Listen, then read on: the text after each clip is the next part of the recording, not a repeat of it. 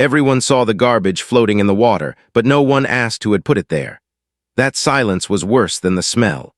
Paint cans bobbed like corpses, busted tires turned in the current, plastic bottles clinked together with every ripple. I just stood on the dock, staring at the place where my dad once taught me how to cast a line, and my stomach churned as if the lake itself had been poisoned. And then, before I could even take a picture, I heard Paula across the water, phone in hand, voice sharp enough to cut the morning air. "That's him. He's the one dumping it." My chest tightened, my hands shook. In her story, somehow I was already the villain. The sirens came next, red and blue lights flashing off the waves like a cruel carnival. They painted the trash in colors that didn't belong, turning my family's lake into a crime scene. My voice caught in my throat. What would I even say? That this was mine, that I'd guarded it since I was 12, that my father's memory still lived between those cypress stumps. None of that mattered under the glare of patrol lights. For a moment, I wondered if they'd actually believe her. If I'd be cuffed and hauled away for polluting my own land. The truth was simpler, uglier. This wasn't some accident of nature or careless picnic. Someone had deliberately dumped this waste, heavy industrial stuff no storm could blow in. The sharp chemical tang in the air burned my nose, so out of place in the clean earth and fish scent I knew by heart. I grabbed my phone, knuckles white, and started recording. The camera shook with my anger as I filmed the paint cans, the oily sheen, the debris drifting like scars on water that once gave me peace. That's when I heard it, the mechanical hum from across the lake, a steady rhythm as if the water itself was groaning. I turned, zoomed in, and saw the Meadowbrook pump station, pipes burrowed into my lake like veins sucking life from a body. Every morning at 6:15, those pumps roared for 20 minutes, pulling thousands of gallons to keep suburban lawns green and soft beneath bare feet. And now those sprinklers were drinking from trash-tainted water. The irony bit deep. The same people accusing me were irrigating their streets with the poison someone had poured into my lake. I motored closer, the hum louder, the pump house gleaming falsely white. That's when my stomach dropped again. A faded Texas inspection tag dangled on the main pump like a forgotten warning. Sun-bleached, cracked, months out of date. I zoomed in, capturing proof that their perfect system was rotting from the inside out. Somewhere in my gut, I knew this mattered. Then came Paula, striding across the manicured grass with that self-declared ownership in her steps, shouting across the water as if volume gave her truth. "What are you doing out there? Dumping trash in our water source?" Our water source. The gall of it. My family had owned this lake since before her subdivision even existed, before their board voted themselves gods of property lines. I held up my phone, the lens locked on the expired tag, the trash, the water. "Funny," I called back, "how your pump keeps running from my lake while you accuse me of dumping garbage." She didn't hesitate. Dialed 3 numbers, voice carrying across the water. 911, he's out here dumping trash in our community water supply. My blood boiled, but I stayed put. Ranch life teaches you one thing above all: document everything. 30 years of fishing logs, water rights filed in Caldwell County, easements signed by my grandfather's hand. My family didn't just fish here, we built our lives here. And if Paula wanted to twist that into guilt, I'd fight her with every scrap of paper and every second of footage I had. The sheriff's deputy arrived 20 minutes later, his boots crunching gravel as Paula pointed her polished finger at me like she'd just solved a crime. He asked me to come ashore, voice calm, steady. I showed him the footage, the garbage, the expired inspection tag, the pump still humming greedily. His eyes flicked between the evidence and Paula's fury. "Ma'am," he said, slow and deliberate, "this gentleman is showing me evidence of illegal dumping, and for the record, this lake is on his property." Her face flushed red, lips pressed tight. Still she pushed, demanded citations, demanded punishment, demanded authority she didn't have, but the deputy only shook his head. Environmental investigations needed proper inspectors, not snap judgments, not HOA hysteria. And yet, as the garbage drifted closer to shore, as the smell thickened, as Paula seethed with frustrated power, I felt it in my bones. This was no misunderstanding. She wasn't just blaming me. She was hiding something, something darker. The trash wasn't just garbage, it was a message. And it was only the beginning. Everyone saw the yellow signs before they saw me. Bright plastic warnings hammered crooked into my family's dock overnight, screaming no dumping. Restricted shoreline, Authorized personnel only. It looked official, like something out of a government manual, but every nail sank into land recorded in my grandfather's name. I felt the heat crawl up my neck as I read them, my chest tightening the way it does when you realize someone isn't just crossing a line, they're erasing it. My neighbor was already there, camera in hand, documenting from every angle with the precision of the insurance adjuster he used to be. "Grant," he said, steady but urgent, "you need to see this. These aren't warnings. This is a claim." He pointed to the GPS coordinates he'd saved, proof that the HOA had trespassed on my easement. It wasn't about signs. It was about ownership, intimidation, rewriting reality until my family no longer had a place at the lake we'd guarded for generations. I pulled out my phone and called my attorney. His voice was calm, clipped, the way it always is when the law is on your side. "Let me be crystal clear," he said. "They have zero authority over your ranch property. If they posted signs on your easement, that's trespassing, harassment. Don't take them down yet. Document everything." But before I even hung up, my neighbor was calling out again, this time from the mailbox. A certified envelope. My name typed clean across the front, the HOA logo staring at me like an accusation. I tore it open right there, my fingers stiff with anger. And I almost laughed, except it wasn't funny. Violation notice. Failure to maintain shoreline cleanliness standards, contributing to waste accumulation in community water resources. They were fining me for trash dumped on my own land. They were ordering me to cease fishing activities immediately, demanding I remove my dock in 30 days, threatening, escalating fines and legal action. I read it out loud and my attorney's tone shifted from calm to sharp. "Email me a copy right now." But I barely heard him over the sound of my own pulse pounding in my ears. They wanted me gone. That was the truth. They wanted my dock, my access, my family's claim erased under the thin paper shield of authority they didn't actually have. That evening I sat by the water, watching the pumps kick on at exactly 6:15 like they always did. The hum cut through the silence, steady, greedy, draining my lake to feed lawns across the subdivision. I filmed the water level dipping, the oily sheen spreading wider with each passing morning. It was like watching someone siphon the life out of a body you were too weak to save. I emailed Paula about the signs, about the pumps, about the notice. Her reply was ice. "Meadowbrook systems meet all Texas requirements. Your fishing activities pose dumping risks the board cannot ignore. No mention of trespass. No acknowledgement of expired tags. Just the same arrogant assumption that if she said it, it was true." But arrogance can't rewrite deeds. My attorney was clear. Their notice was legally meaningless, designed to scare, not to stand in court. The real path was inspection, official investigation, truth written in county reports instead of HOA letters. So we filed for a Texas compliance review, requesting state environmental inspectors to examine the pump system. Still, as I sat on the dock that night watching paint cans drift like ghosts in the moonlight, I realized Paula wasn't stupid. She wasn't just making noise to harass me. No, the speed of the signs, the violation notice, the accusations, they were all too coordinated. She wasn't covering a mistake. She was covering a plan. The next morning, Meadowbrook families found bottle caps in their driveways, wrappers in their sprinkler puddles, a faint chemical tang in the mist that coated their perfect lawns. And for the first time, their eyes turned not toward me, but toward her pump house. The lie was cracking, and Paula knew it. Everyone heard the hum before they saw the water. That steady grinding of the pump house bled into the morning air, and then the sprinklers hissed to life across Meadowbrook's perfect green lawns. But instead of a soft mist sparkling in the sunrise, what rained down was tainted. Plastic wrappers, bottle caps, and an oily sheen splattered across driveways where children rode bikes just the night before. Little shoes stepped into foul puddles, and parents froze, staring at the filth pooling where clean water should have been. The HOA's illusion cracked in real time, and no one could hide from it anymore. I was on my dock when the first calls came in. One mother's voice trembled with politeness wrapped tight over panic. "Mr. Grant, our sprinklers, they're spitting out trash. Paula says it's you, but can you tell us what's happening?" Her words were careful, but fear bled through every syllable. I told her the truth. Their pristine paradise was built on water pumped directly from my family's lake.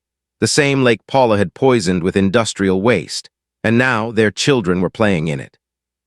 By the time I arrived at the pump station, 20 residents had gathered, some holding bags of debris collected from their lawns.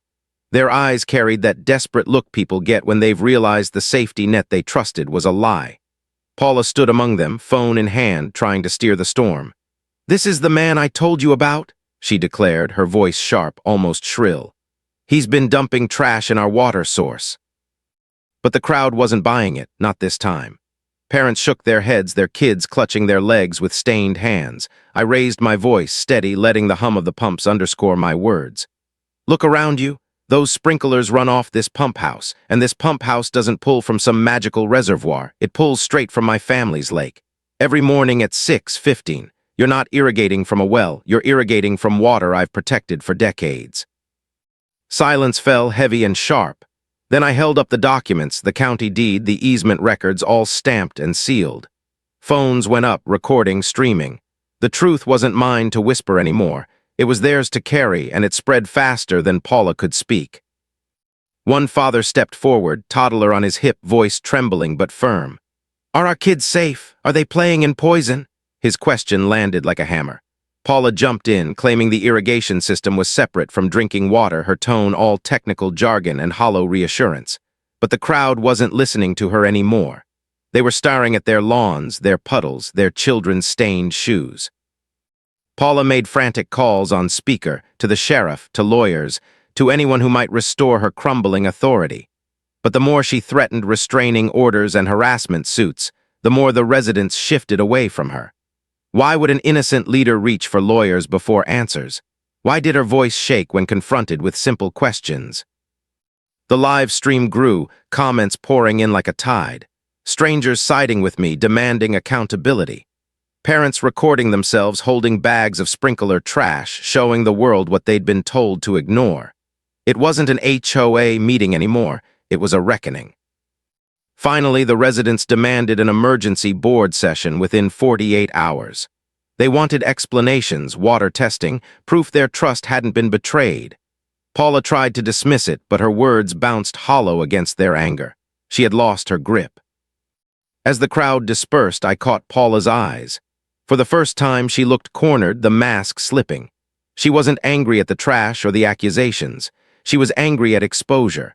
She had built her power on fear and silence, and both had just evaporated in the morning sun.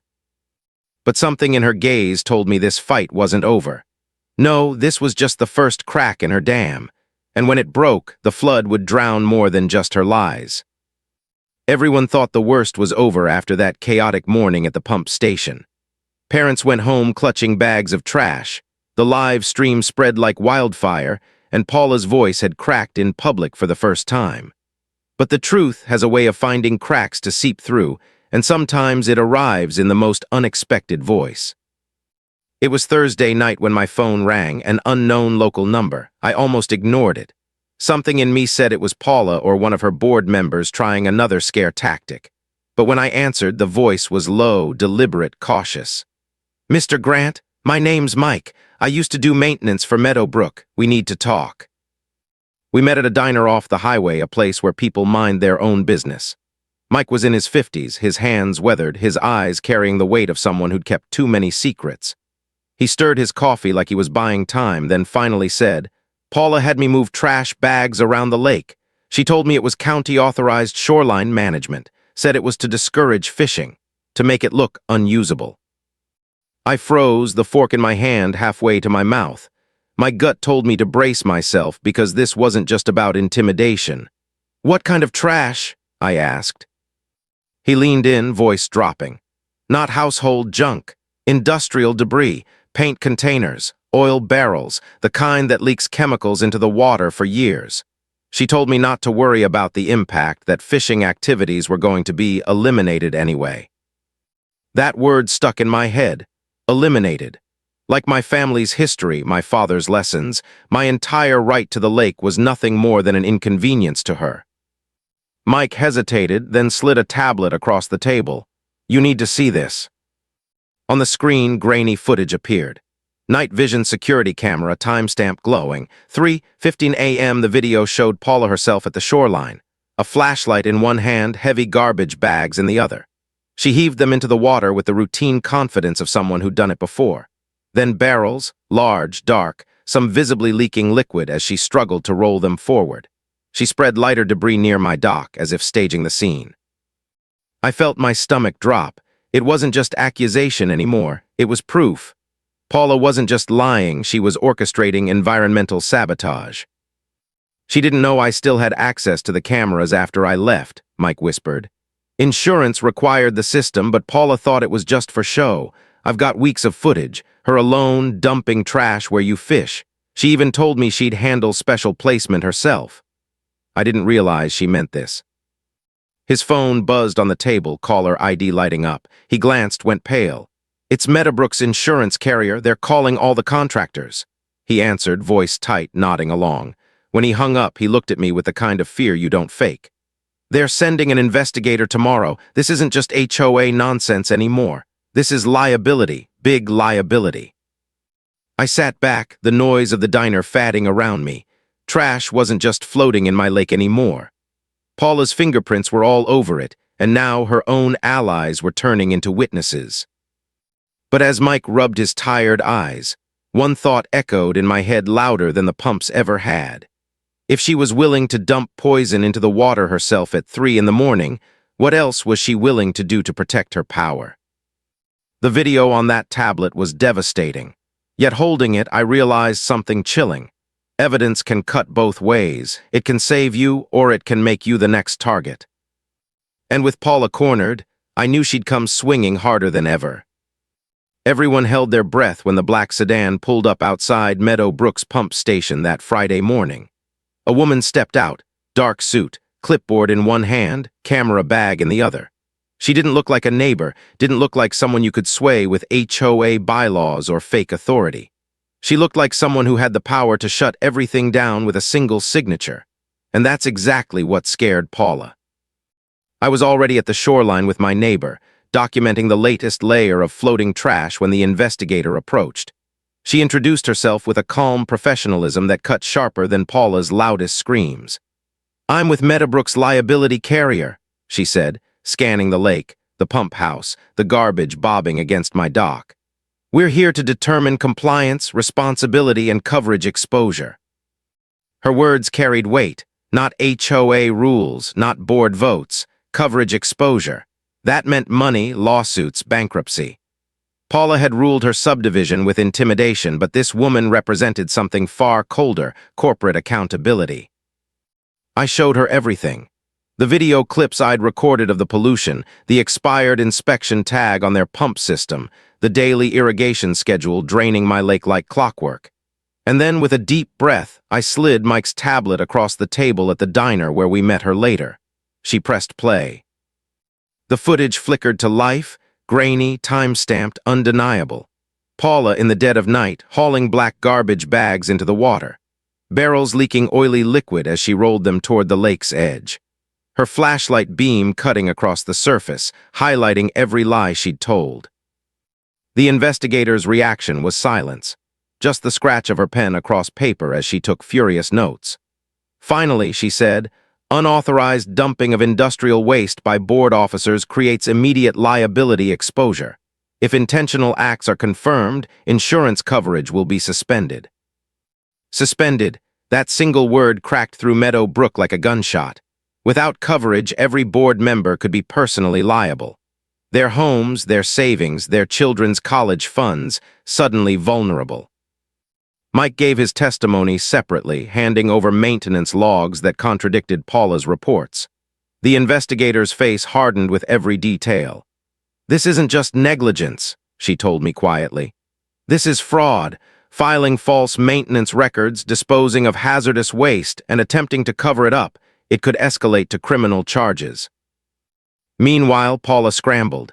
She cornered residents outside the clubhouse, whispering that Mike was a disgruntled ex-employee, that the footage was taken out of context, that she was cleaning up contamination I had caused. But the more she spun, the faster people pulled out their phones, recording her excuses for the world to see. By noon, the investigator delivered her preliminary finding: coverage suspended pending full review. The HOA's financial shield was gone. If cleanup costs ballooned, it would come out of their pockets. If regulators stepped in, fines could bankrupt the entire community. For the first time, Paula wasn't the loudest voice in the room. Parents confronted her with bags of sprinkler trash. Board members whispered in clusters, their eyes darting nervously to the investigator's clipboard. The power had shifted. Paula's crown of false authority was slipping, replaced by the cold truth of liability. I watched her from across the lot, her jaw clenched, her phone glued to her ear as she barked into it, packing in frantic circles. She wasn't planning her defense anymore. She was planning her survival. And as I stood there, the smell of chemicals still clinging to the breeze, I couldn't help but wonder. When people like Paula feel the walls closing in, do they confess? Or do they get desperate enough to bring everyone else down with them? Everyone felt it in the air before the meeting even began.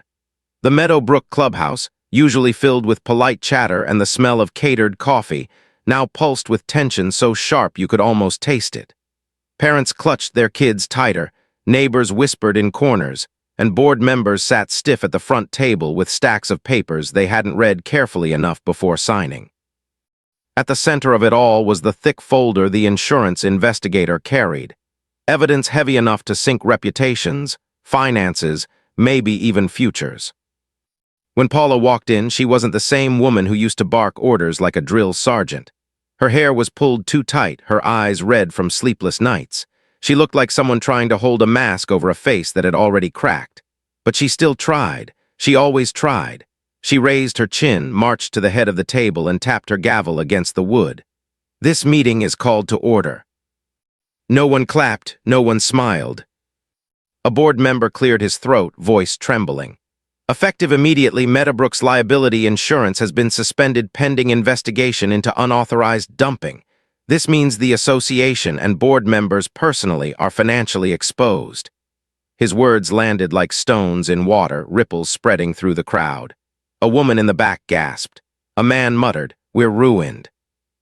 Then the investigator stood. Calm, precise, relentless. She laid out the timeline, the trash spreading across my lake, the expired inspection tags, the false maintenance reports. Then she clicked her projector. The room went dark and Paula's midnight secrets lit up the wall. There she was, grainy but unmistakable, dragging garbage bags to the water, struggling with barrels that leaked dark streaks across the ground, shoving it all into the lake at 3 in the morning. The room erupted. Parents shouted. Neighbors gasped. Board members turned to her in shock. One stood, finger shaking, his voice cracking with fury. "You told us certified contractors handled waste management. You filed reports. You lied to all of us." Paula tried to speak, but her words tumbled into stammers. "That footage, it's not what it looks like. I was responding to contamination, emergency response." A father holding a toddler cut her off. "If it was an emergency, why didn't you call the county? Why didn't you file a report? Why sneak out at 3 in the morning?" Her mouth opened, but nothing came out. The investigator's voice sliced through the chaos. Under Texas Environmental Code, disposal of hazardous materials requires certification. Ms. Paula has none. These actions not only void insurance coverage, they expose every board member here to personal liability. That was the killing blow. You could feel the board shifting away from her, their fear turning to anger. They weren't just betrayed. They were endangered. Their homes, their savings, their children's health, all at risk because Paula wanted control. Paula's last defense was desperation. "We can settle this quietly," she said, her voice rising, frantic. "We can resolve it without regulators, without the media. We'll pay him off." The board recoiled. Payoffs meant guilt. Cover-ups meant fraud, and the cameras in the room, phones held high, live streams running, captured every word. One board member slammed a folder shut. "We move to suspend Paula from all operational responsibilities, effective immediately." The vote was unanimous. Even Paula didn't raise her hand. The gavel came down hard. The sound echoed through the clubhouse, final and damning. Paula was no longer president. But as I watched her sit there, pale and silent, something in her eyes made me uneasy. She wasn't broken. She wasn't finished. She was calculating, and if Paula had shown anything, it was that cornered power doesn't vanish, it mutates. And I had the sinking feeling she still had one more card to play. Everyone thought Paula was finished after that gavel slammed down. No presidency, no authority, no shield of insurance. But power doesn't die easy, not when it's been fed by fear for so long. By Monday morning, I learned just how far she was willing to go. The call came from Rebecca, a local news reporter with a voice like sharpened glass. "Mr. Grant, residents reached out to us. They're talking about contaminated irrigation, possible environmental crimes. We'd like to interview you." Her words carried the weight of exposure Paula couldn't spin away. The media wasn't a boardroom she could bully. It was a spotlight, and Paula's shadow was about to be cast across all of Texas. When Rebecca and her camera crew arrived, the lake was still scarred. Trash floated like evidence, the pump house groaned in its usual rhythm, and the oily sheen shimmered under the sun. She filmed every detail, the garbage, the expired inspection tags, the subdivision sprinklers spitting poison into family yards. "So let me get this straight," Rebecca said, eyes narrowing behind the lens. "They banned you from fishing on your own lake while secretly using it to irrigate their lawns. And their president dumped industrial waste in it." Her disbelief wasn't staged. It was real, raw, and damning. Then her phone rang mid-shoot. She stepped aside, listening intently, then turned back with a spark in her eyes. "Grant, did you know Paula applied for a $50,000 state grant 6 months ago for shoreline restoration and community recreation development?" She handed me copies of the application. My heart clenched as I scanned the words. Eliminating incompatible land uses, ensuring exclusive community access. It was all there in black and white. Paula hadn't just poisoned my lake to push me out. She'd done it to fabricate an environmental crisis that would justify taxpayer funding to build her subdivision a private paradise. The motive snapped into place like a cruel puzzle. The trash wasn't random. It was staged sabotage, designed to make my fishing spot look toxic so Paula could cash in on government money. My family's legacy had been reduced to a line item in her budget proposal. And as if on cue, the pumps roared to life earlier than usual. Sprinklers sprayed filth across driveways, oily puddles forming under children's bikes.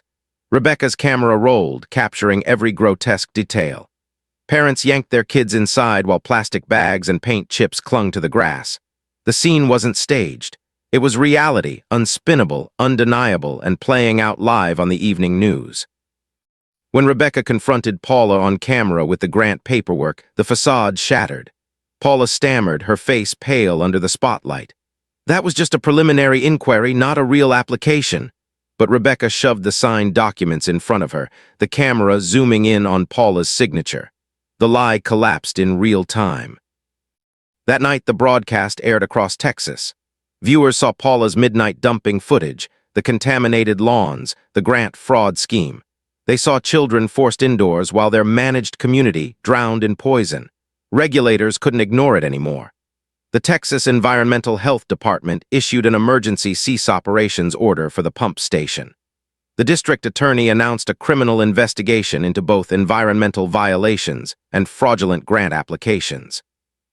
By sunrise, Meadowbrook's perfect lawns weren't just stained with trash, they were stained with betrayal. Neighbors who once nodded proudly at their manicured driveways now whispered in fury. Parents demanded accountability.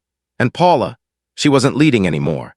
She was drowning in the very mess she'd made, exposed under lights brighter than any HOA meeting could contain. But even as the community turned, I felt a chill. Because Paula wasn't the kind to accept defeat quietly. And with the law closing in, I wondered, was she about to break completely, or would she set the whole subdivision ablaze just to drag everyone else down with her? Everyone expected Paula to vanish after the news broadcast. The footage of her midnight dumping, the fraudulent grant papers, the sprinklers spitting poison into family yards. It should have been the end. But people like Paula don't walk away quietly. They cling, clawing for control until the very last nail is hammered into their coffin. Friday morning, 3 vehicles pulled into Meadowbrook at once. A county attorney, a compliance officer, and a state environmental inspector, all stepping out with badges and clipboards, not HOA letters. They didn't knock politely on doors. They marched straight to the pump station and slammed a red placard onto its doors. Operation suspended. Illegal DUMPING investigation. The sight froze the community in its tracks. Sprinklers silent. Pumps shut down. The heartbeat of their subdivision dead. Paula stood on the clubhouse steps, her phone pressed tight to her ear, trying to sound calm but looking like someone watching her empire crumble. "This is overreach," she snapped to anyone who would listen. "I acted in good faith." But her voice shook, and no one believed her anymore. The county attorney read aloud the list of charges she faced. Unauthorized disposal of hazardous waste, falsification of maintenance records, fraud tied to her grant application. Not civil complaints, not fines, criminal charges. The words hung in the humid Texas air like a storm cloud ready to break. That afternoon, the board convened one last time. Paula sat silent, her lawyer whispering frantically beside her, while the members she once bullied now stared at her with open contempt. The motion to remove her permanently passed without hesitation. One by one, residents turned their backs, refusing to meet her eye as if she were already a ghost. But justice wasn't just political. It was financial. The court ordered her to pay restitution, every cent of cleanup, every test, every lawyer's bill, more than $22,000 personally. The insurance company washed their hands of her. The grant committee blacklisted her for life, and for 6 months she would trade her iron gavel for probation, community service, and a criminal record stamped permanent. Cleanup crews arrived the next week, hauling out tires slick with algae, barrels streaked with chemical stains, bags of trash swollen with lake water. Parents stood on the shoreline with folded arms, watching silently as the evidence of betrayal was dragged out, one filthy piece at a time. My neighbor, the one who had documented everything from day one, looked at me and muttered, "Poetic, isn't it? She wanted to bury you in trash. Now it's her name buried in it." Slowly the water cleared. Fish began to bite again. The lake breathed. And for the first time in months, I cast my line without feeling like I was casting into poison. Paula's name lingered, but not in fear. In shame. In whispers. She had gone from queen of the subdivision to a cautionary tale parents told their children. This is what happens when power becomes poison. And me, I got my lake back. But more than that, I got something else. A reminder that truth doesn't always need fists to fight. Sometimes you let arrogance pile up its own garbage until the weight of it drags the liar under. Standing on the dock one quiet evening, lying in the water, I thought of my father. He taught me patience, the art of waiting for the right moment to strike. Maybe that was the lesson all along. You don't always have to outshout the tyrant. Sometimes you just let the ripples of their lies carry them out to the deep. Would you have fought fire with fire? Or would you have let the weight of truth pull them under the way I did? You've heard this confession, now wait until you hear the next one. The truth that shatters everything you thought you knew.